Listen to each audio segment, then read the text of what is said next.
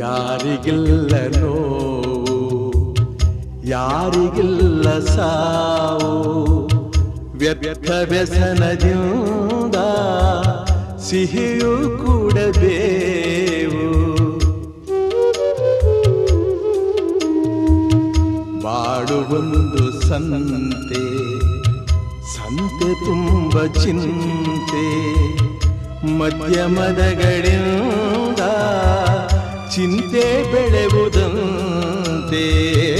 ಅಂಕೆ ಇರದ ಮನಸ್ಸನು ದಂಡಿಸುವುದು ನ್ಯಾಯ, ಮೂಕ ಮುಗ್ಧ ದೇಹವ ಹಿಂಸಿಸುವುದು ಹೇಯ.